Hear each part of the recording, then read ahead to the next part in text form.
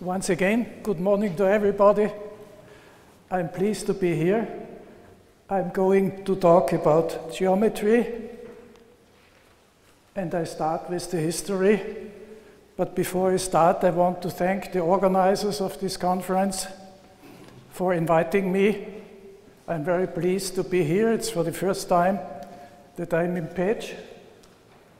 And apropos history, I'm also pleased to congratulate the university, which celebrated last year the 650th anniversary. And of course, then I looked around and I was surprised that this university was the first in Hungary and one of the first worldwide. I noticed that the university in Vienna was just 2 years ahead. It celebrated in 2015 an anniversary. The first university was the Charles University in Prague. My university, the Vienna University of Technology, is a young one, but this was the time when the technical university were founded, and Hungary is in some way leading because the first technical university was founded in Šelmec, today Slovakia, as a mining university. And it was really almost 30 years before the famous École Polytechnique in Paris was founded. I stick to history at first, to the history of conic sections. The first one who studied conic sections was Menaichmos in Greece, 300 before Christ. And why did they study conic sections? They just studied the shadow lines. So pick a point, a vertex, and look for the shadow line over the day. And even Menaichmos discovered that there are 3 different types of conic sections. This is a famous woodcut of Albrecht Dürer, and the amazing thing that the ellipse looks a little bit egg-like. It's more curved at the upper corner than at the lower corner. The next picture should be impressive because we know exactly when it was painted. It is at the tomb of Philip III of Macedon, the brother of Alexander the Great. And there you find this painting. And I'm impressed by the ellipse because I wonder about this high precision of an ellipse. This is a computer simulation done by my colleague Georg Gläser. So these are exact ellipses, and if you compare it, it's just the same. So we have an impressive perspective 300 years before Christ. Usually one says the first who draw perspectives were the Romans 400 years later, and they produced perspectives of rather poor quality. And if you look at this impressive picture, it looks like painted at the end of the 19th century or in the 20th century. So we all know that there are 3 types of conic sections. The shapes are different, the standard definitions are different, and it's surprising that Apollonius of Berge, which is close to Antalya today, already detected that there is a common definition of these 3 curves. And this common definition means a conic given by a focal point and a line, the directrix, is the locus of points where the distances to the line and to the point are proportional. And this proportional factor is denoted by epsilon. And as a consequence, we have a unified polar equation of these curves, and this polar equation was finally the reason why conic sections play an important role in our universe. This shows different conics sharing the directrix and the focal points, and we see the ellipses, one parabola and hyperbola with the two branches, one here and one on the other side. So as I said, we find a lot of conics in our universe because Kepler was the first who noted that just by observation that if there are two particles, one moving around the other, then the orbit of this particle is a conic section with this particle, with the fixed particle. Let's say this is the Sun and this is the Earth, with the fixed particle at the focal point. 60 years later, Newton could explain why this is valid. He started with his law of gravitation, which says that between any two particles, there acts a force, the gravitation force, which is proportional to the two masses and indirect proportional to the squared distance. And Kepler's second law says that if the particle traces a conic with one focal point at the central mass, here is the trace of the Earth around the Sun, and the focal point is very close to the center, then the velocity is not constant, but the so-called aerial velocity is constant. That means in periods of equal duration, this ray traces the same surface, surfaces of the same area. So the area of the traced surface depends only on the time interval. It's amazing that Newton's proof of this constant aerial velocity, here is a sketch of an original early edition of Newton's work, that Newton's proof was purely geometric. We assume that we choose an uniform subdivision of the time interval. So let's say we study different moments and the difference in time is all the same, and for simplicity say it's 1. Then we can say that the velocity is just the difference vector of two positions, and the acceleration is just the difference vector of two velocities. That means if I have in the first interval this velocity, then I get the next velocity by adding the acceleration. And the acceleration points to the central mass. Now we have only to observe that the area of this triangle, which has, say, this segment as the basis, is the same as the area of this triangle with this third vertex, because the altitude over this base is the same here and here. We have the same vector, and the altitude remains the same because this is parallel to this. And this proves that the areas here must be the same, and this works throughout, and therefore we have this constant aerial velocity. So for many people, geometry consists only in the geometry of triangles. We learn that there is an orthocenter, a circumcenter, a center of gravity, and maybe the Euler line. But just to give you an impression about the geometry of triangles, there's an online encyclopedia which lists remarkable points like the orthocenter, the circumcenter, or a centroid. And in the moment I looked on Saturday, I'm sure on Monday it's different, it's 25,700 points, and it seems this is a never-ending story.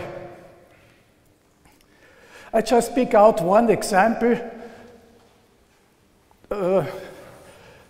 if we have a triangle and a point in the plane, inside or outside, then we can draw the connections with the vertices, and we get the 3 lines, and their lengths are given in this way. The lines are called Cevians due to a theorem of Johannes Vermeer. And we say a point is equicevian if these 3 segments have the same length. And the theorem is that there are trivial equicevian points, because if a point lies on this side, then the Cevian through B and G is the same, so 2 lengths are already the same. And if we look for a point which has also the same distance BC from point A, then this is a so-called trivial equicevian. And there are always 2 non-trivials, and these are the focal points of an ellipse. This is an ellipse which passes through the 3 vertices, and the center is the centroid. One reason for developing geometry, in particular for projective geometry, was the study of perspective.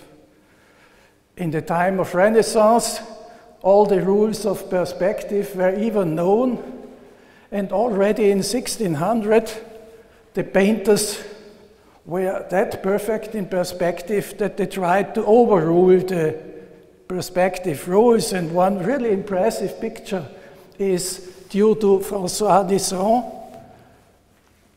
He painted a portrait of Louis XIII, but he didn't do it in the usual way. He painted on a cylinder, but this was not enough. He imagined that the cylinder is a reflecting cylinder, and he shows what should be painted on the ground so that in the reflection in the cylinder you see exactly the portrait of Louis XIII. So this was not only a perspective, but he exactly knew how the reflection in the cylinder works. And everything is displayed in the perspective. I was involved in another project which had to do with fine arts. This is, let's say, the masterpiece of Johannes Vermeer. He called it the art of painting. And a famous Austrian artist, Gerhard Guthoff, came to me and told me that he's angry that a British historian, Philip Stidman, always states that Vermeer used a camera obscura to produce the picture. And Gerhard Guthoff meant actually the perspective is rather simple. Painters were perfect in perspectives, and I should figure out if there are some errors in the perspective or some other signs which demonstrate this can't be a pure picture produced with the camera obscura. So, we found some tiny flaws. For example, it turns out that this chair is not correct, or this is not quite correct, but the painter made it in his way just due to some composition rules. And what is amazing, Vermeer painted about 25 or 30 pictures, and all the other pictures tell in the title what is displayed. Probably you know this movie or this portrait, The Girl with the Pearl Earring. But this he didn't call the painter and the girl or whatever. He called it the art of painting. So there must be something more behind than just depicting reality. And so we could, for example, figure out if you use the golden ratio, and then this part is called the central part of the picture. And obviously the painter is showing exactly this central part of the picture on his canvas. Next, even more expressive. In the background there is a map showing the Netherlands at that time. Vermeer lived in Delft, and exactly at these crossing points of the diagonals you find on the map the position of Delft. So you cannot plan to position the camera obscura in such a way that exactly this happens. The painter's stick follows this line, and this curtain, which is amazing, you have a picture and a quarter of the picture is hidden just behind the curtain. This curtain follows the other diagonal. So in the second part, I want to tell what geometry is, but I can even tell in advance, there is no clear definition of geometry. You can't say where geometry ends within mathematics.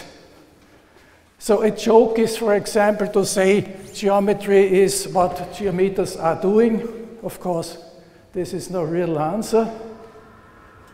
One is clear, geometry has to do with images, but I want to emphasize that the image is not a proof. Proofs need to follow rigorous logical conclusions. Felix Klein made the saying, among all mathematicians, geometers have the advantage to see what they are working on. This is one of the rather rare examples which is a proof without words, a proof of the Pythagorean Theorem, which says that the areas of the two squares added gives the area of this square. And you just separate this square in the red and the blue part, and then you show that this area preserving transformations transform this in this one, you can shift it up in this way, and the last step is again areal preserving. So you see finally the area of the square is the sum of these two distances. A statement of Bill Castleman says the magic of geometry in mathematics, even at the most sophisticated level, is that geometrical concepts are somehow more visible than others. Another way to define geometry within mathematics is to look into the mathematics subject classification, which is worldwide accepted to be valid and edited by the American Mathematical Society, and there you see these topics which belong usually to geometry. Another statement is geometry is much more than a collection of more or less interesting theorems. It is an essential part of our culture. So geometry has not only to do with the Euclidean geometry. Geometry studies different spaces, different dimensions. And this is just to remind that geometry was the first science which had a system of axioms, and where it was tried to conclude all the theorems on the base of these axioms. And one famous axiom is that of Euclid, the parallel postulate, which states if you have two lines which make two angles where the sum is 180 degrees, then these lines are parallel. If the sum of angles is smaller than 180 degrees, then they have to intersect. And even Euclid was aware of the fact that you can never check this, you can never control this, because if you try to look for the intersection point, you have to leave the Earth, you have to leave the system of our sun, the milk street, and how far should you follow to check if there is a point of intersection, apart from the definition of lines. What is a line in the universe? Another story which shows something about geometry. We all are familiar, and probably we have by ourselves produced the net or development of a cube. So we say we unfold the cube and get, for example, this shape, and the reverse problem is to fold it. The reverse problem is more complex, not in the case of a cube, but there are polyhedra where a given development gives an infinite number of solutions of polyhedra. So they are flexible polyhedra.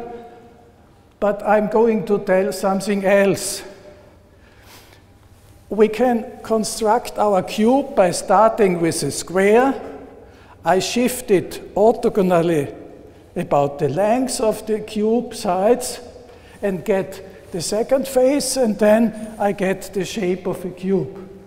And now let us make an excursion in 4 dimensions. We take a cube, we shift it into the 4th dimension about the correct length. Then we have an original cube, the shifted cube, and each face traces under this shifting another cube. We have the original cube, the final position, and the 6 faces give 6 faces in 4 dimensions. So in total, it consists of 8 cubes. And then we can try to unfold it. We rotate one cube into the space of the second one, and we continue, and we get something like this. We could say this is a 3-dimensional development of the 4th-dimensional cube.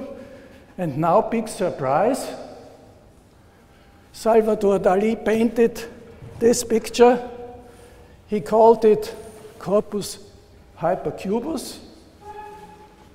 And it is known that Salvador Dali studied even more-dimensional geometry.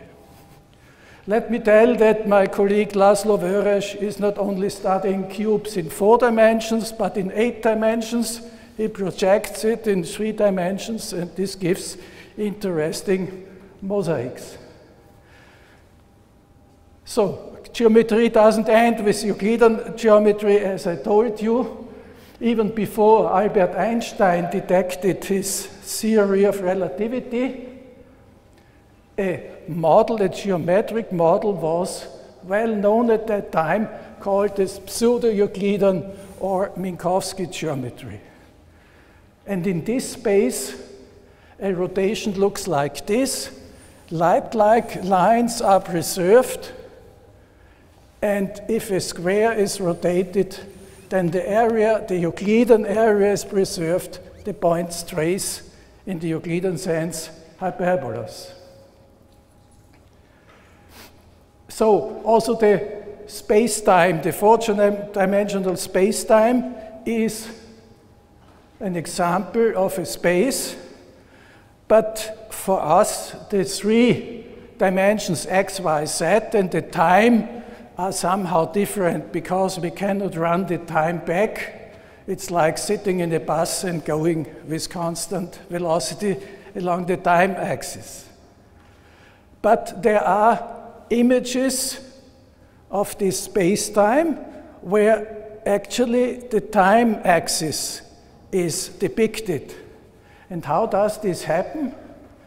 If you think at the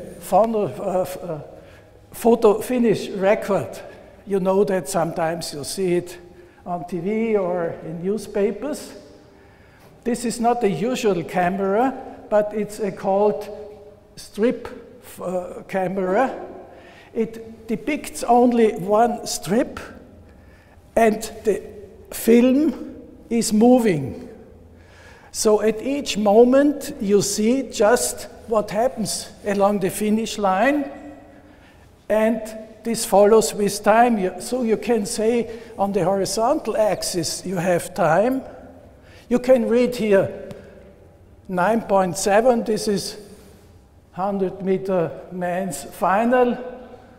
Usain Bolt was the winner at 9.7, and this is 9.9, 10.0, and so on. So we have a picture where one dimension gives time, and the other dimensions gives what happens in this plane.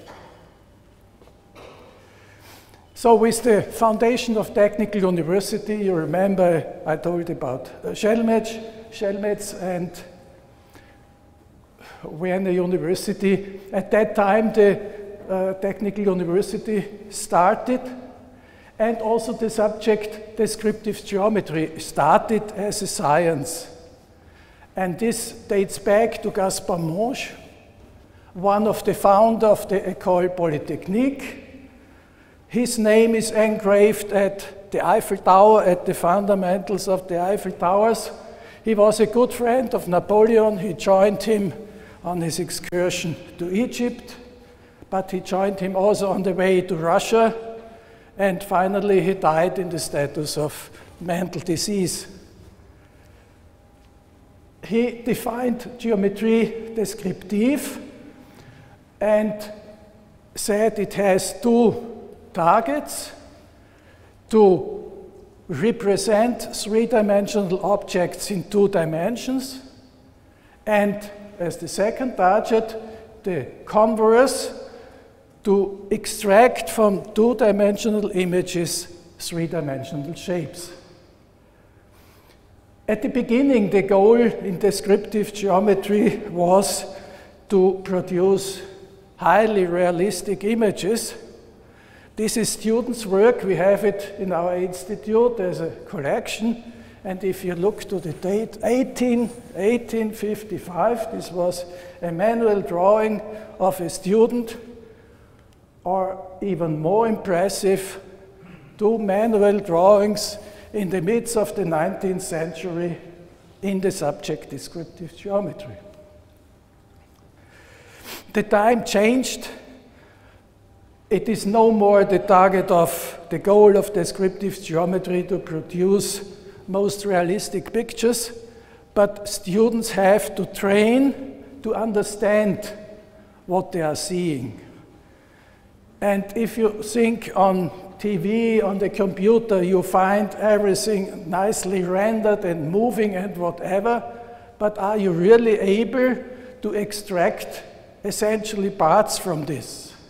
For example, this is a wonderful picture. It shows the satellites used in GPS on their movement around the Earth. But can you really analyze what is included here?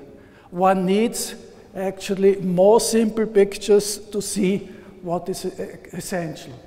So in this sense, the goal of descriptive geometry is to promote the spatial ability, which means spatial perception, spatial visualization, mental rotation, and so on. And we expect from courses in descriptive geometry that students are able to understand principal views, because even in computer-aided surgery, if the doctor operates something but he cannot see what he is doing, he has front view, top view, side view, so that he is really able to orientate himself what he is doing. The understanding of particular views and also understanding for geometry, and I call it geometric idealization, because it's not only the physical space which we are observing, but often it's a sort of idealization, or let's say abstraction. Let me give you 2 examples what I mean with understanding. For example, think of 2 wooden pieces. you can pull them apart, and the question is, how does this look like? And the first impression is you would say, no, this cannot be shifted because this is blocked in this way and this is blocked in this way. Actually, you find some wooden parts in reality, and one solution is like this. But actually, when you are building this blockhouse, you don't do it in this way because you do it layer by layer. And if you want to pull this out, it would go inside, and this is blocked in this way. So it blocks itself. In this sense, you need no nail, and you get a fixed structure. Another example has to do with what I call a mental rotation. It means you can concentrate on some object. You can imagine that you rotate this object just mentally and know exactly how it looks like. And I confess I'm not able to do this without any sketch. I'm not sure, but maybe a sculptor or a surgeon or a pilot is able to have this three-dimensional imagination. And I give you one example as a proof. Think of a cube, and I put pyramids on each face. And if I take 45 degrees, then it happens that this triangle and this triangle are in the same plane. So we have the compound of two triangles, which is a rhomb, so a parallelogram with equal sides. And now we think we can imagine this cube with the peaks. And now I say, you put this on the table and how it does look like. And I state I'm not able to do this. Even if I get headache, I cannot concentrate in this way, that I can solve it, but I can use a sketch. You need the correct position of the cube, and then you find out how this looks like. This is the so-called rhomb dodecahedron. Each edge, and we have 12 edges, gives one rhomb, so we have 12 rhombs. Therefore, the name rhombic dodecahedron. If we draw front view, side view, top view, we see we have everywhere the same square. So we can say this object is the intersection of three quadrangular prisms in orthogonal directions. Or if we look along this space diagonal of the cube, we see a hexagon. And if I add now the pyramids, I note that this is the same hexagon, but these sides are edge views of rhombs. So this object finds place in a hexagonal prism. And more surprising, if I extend this prism, we have the shape of a honeycomb.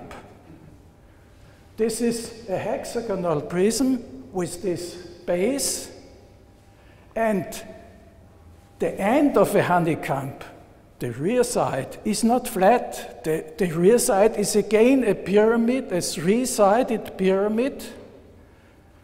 We see here that the angle between adjacent faces is 120 degrees, and this happens everywhere. So that when the bees produce their honeycombs, they only make angles with 120 degrees. Even on the back side of this honeycomb, this rhomb dodecahedron is a space filler. You can imagine you can get the grid of hexagons, and then you can put the next layer on this, and the peaks of the dodecahedron fit exactly to this, so there is it's a space filler without making any gap between.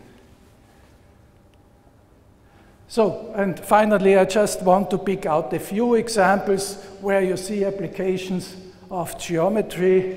For example, in statistics, the correlation coefficient or an ellipse of concentration are geometric terms which are used in statistics. In the field of computer-aided design, you all know these shapes of motor cars.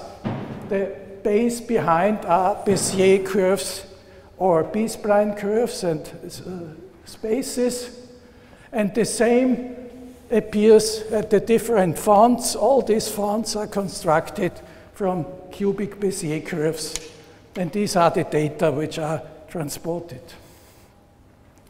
Or in civil engineering or freeform architecture, now it's fashion to have freeform surfaces, and you have steel glass constructions. And the amazing thing, each of these quadrangles has its own measures, and each has to be produced separately and then mounted here in this. For example, this is the Capitol Gate in Dubai. The building is inclined under 18 degrees. And a colleague of mine is concerned with the following problem. These quadrangles, the co-structure is called a quad mesh, a mesh of quadrangles. Each quadrangle is not only different, but it needs not be planar. But being not planar means that also the glass needs to be curved, and each quadrangle would need an individually curved glass, which makes the expensive very high. And his job is to modify the design a little bit such that he can maximize the included quadrangles, the included planar quadrangles, so that more planar quadrangles are included. It's an Austrian company which produces all these glass constructions, for example, also the cupola of the German parliament, or in the Louvre in Paris, there is one yard with the pyramid, and in the second yard they produced a roof in the shape of a flying carpet. And now this company has severe problems. It's going to be bankrupt because it built it in Dubai, the huge cupola of this, they call it Louvre, a museums district in Dubai, and the roof is finished, but now the government doesn't pay for some reason. So they produced this in the moment for free, and it seems that the story ends now. All these productions are in the area of extreme climate, so I heard that they can only produce or mount under open air between 3 in the morning and 7 in the morning.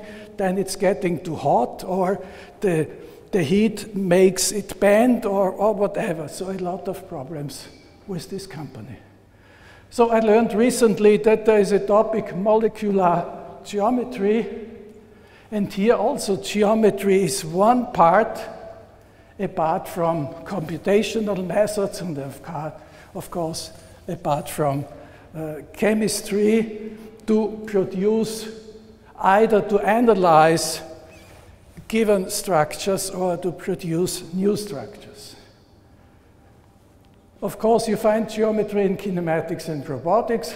I was involved at the design of an still analog motion picture camera. I learned that the big movies usually still use analog motion picture cameras.